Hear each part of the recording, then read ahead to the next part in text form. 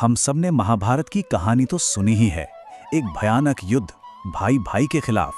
लेकिन क्या हो अगर मैं कहूं कि असली युद्ध क्षेत्र कुरुक्षेत्र की जमीन पर नहीं, बल्कि हमारे अपने मन के अंदर है। चलिए आज इस जानी पहचानी कहानी को एक बिल्कुल नए नजरिए से देखते हैं और समझते हैं कि ये कैसे हमारे अंदर चलने वाले संघर्षों के लिए एक गाइड की तरह है। और यहीं से हमारी पूरी बात शुरू होती है। ये एक लाइन, बस यही एक लाइन इस पूरी चर्चा का सार है। मतलब कुरुक्षेत्र कोई जमीन का टुकड़ा नहीं, बल्कि हमारे मन की वो हालत है, वो स्टेज है जहां रोज एक जंग छिड़ी रहती है। तो सवाल ये है कि आखिर ये अंदर का युद्ध क्षेत्र, ये मन का मैदान दिखता कैसा है। देखिए, ये कोई धूल मिट्टी वाला मैदान तो है नहीं। ये हमारे अपने ख्यालों, हमारी भावनाओं और हमारी उलझनों की एक दुनिया है। आइए देखते हैं कि महाभारत इस अंदरूनी लड़ाई को कैसे दिखाता है। तो ये जो आंतरिक कुरुक्षेत्र है ना, ये असल में वो पल है जब हम किसी दौराहे पर खड़े होते हैं।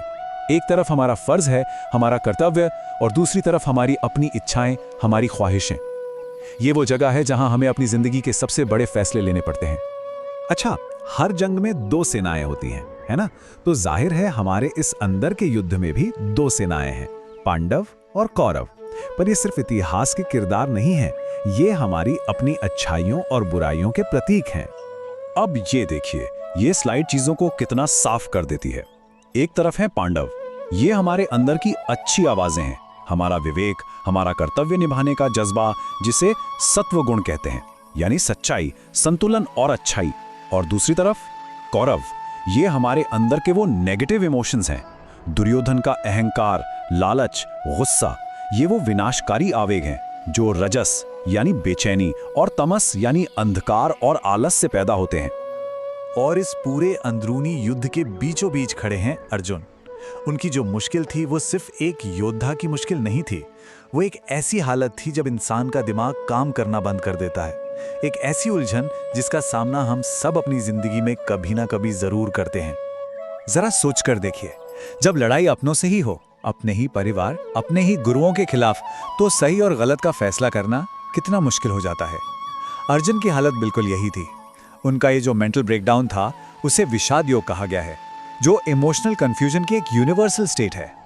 ये सवाल अर्जुन की हजारों साल पुरानी दुविधा को सीधे हमारी आज की जिंदगी से जोड़ देता है। हम सबके जीवन में ऐसे पल आते हैं जब सही काम करने का मतलब उन लोगों के खिलाफ जाना होता है जिन्हें हम बहुत चाहते हैं। इन शब्दों में अर्जुन की पूरी बेबसी, उनका पूरा दर्द साफ महसूस किया जा सकता है। ये उनके अंदर चल रहे तूफान को दिखाता है, और यहीं से वो मंच तैयार होता है जहां कृष्ण का ज्ञान सामने आता है। तो जब दिमाग पूरी तरह से सुन पड़ जाए तो इसका हल क्या है? जब अर्जुन इस निराशा के समंदर में डूब रहे होते हैं, तब कृष्ण एक ऐसा रास्ता दिखाते हैं, एक ऐसा ज्ञान देते हैं जो आज भी उतना ही काम का है। ये शायद गीता का सबसे मशहूर श्लोक है, और ये सिर्फ एक श्लोक नहीं, ये अर्जुन की और हमारी हर दुविधा का जवाब है। इसका सीधा सा मतलब है, अपना काम करो, अपना बेस्ट दो, लेकिन नतीजा क्या होगा उसकी चिंता छोड़ दो। तो कृष्ण जो रास्ता दिखाते हैं उसे कहते हैं कर्मयोग। ये एक प्रैक्टिकल टूल है। ये कहता है कि अपना काम, अपना फर्ज पूरी ईमानदारी और लगन से करो, लेकिन उसके नतीजे से खुद को मत जोड़ो। चाहे कामयाबी मिले या नाकामी, तुम बस अपना काम करो। मन की शांति का यही रास्ता है। इसे ऐसे समझ सकते हैं 3 आसान स्टेप्स में। पहला, अपना फर्ज पहचानो और उसे पूरी मेहनत से करो। दूसरा, नतीजे की उम्मीद से खुद को आज़ाद कर लो। और तीसरा, जो कि सबसे गहरा कदम है, ये महसूस करो कि हम करता नहीं हैं, हम सिर्फ एक जरिया हैं। अपने हर काम को ईश्वर को समर्पित कर दो। अब यहाँ बात और भी दिलचस्प हो जाती है। ये जो हजारों साल पुरानी बातें हैं ना, ये सिर्फ अध्यात्म तक ही सीमित नहीं है। ये आज की मॉडर्न साइकोलॉजी से सीधे सीधे जुड़ती हैं। चलिए देखते हैं कैसे।